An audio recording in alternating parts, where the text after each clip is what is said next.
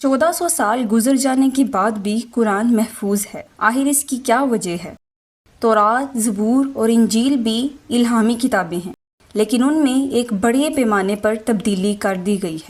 اسی لیے وہ کتابیں اب انسانوں کی ہدایت کا ذریعہ نہیں۔ اللہ تعالیٰ خود قرآن پاک میں فرماتا ہے، بے شک یہ قرآن ہم نے نازل کیا اور بے شک ہم ہی اس کی حفاظت کرنے والے۔ تمام جن و انس اور ساری مخلوق میں یہ طاقت نہیں کہ قرآن کریم میں سے ایک حرف کی کمی بیشی یا تغیر و تبدیلی کر سکے۔ اللہ تعالیٰ نے قرآن کریم کی حفاظت کا وعدہ فرمایا ہے، اس لیے یہ خصوصیت صرف قرآن ہی کی ہے، دوسری کسی کتاب کو یہ بات میسر نہیں۔ مامون رشید کی مجلس میں ایک یہودی آیا۔ مامون رشید نے اسے اسلام کی دعوت دی تو اس نے انکار کر دی۔ جب 1 سال بعد دوبارہ آیا تو وہ مسلمان ہو چکا تھا۔ مامون رشید نے اس سے پوچھا، تمہارے اسلام قبول کرنے کا سبب کیا تھا؟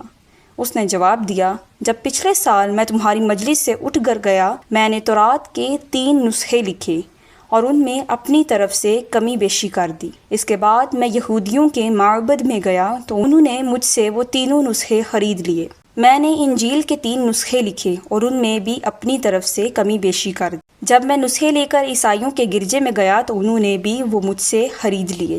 لیکن جب میں نے قرآن پاک کے 3 نسخے لکھے اور اس کی عبارت میں بھی کمی بیشی کر دی، میں اسلامی کتب خانے میں گیا تو انہوں نے پہلے ان نسخوں کا بغور مطالعہ کیا تو انہوں نے وہ نسخے مجھے واپس کر دیے۔ اس سے میری سمجھ میں آ گیا کہ یہ کتاب محفوظ ہے اور اس میں کوئی تبدیلی نہیں کر سکتا۔ اسی وجہ سے میں نے اسلام قبول کر لیا۔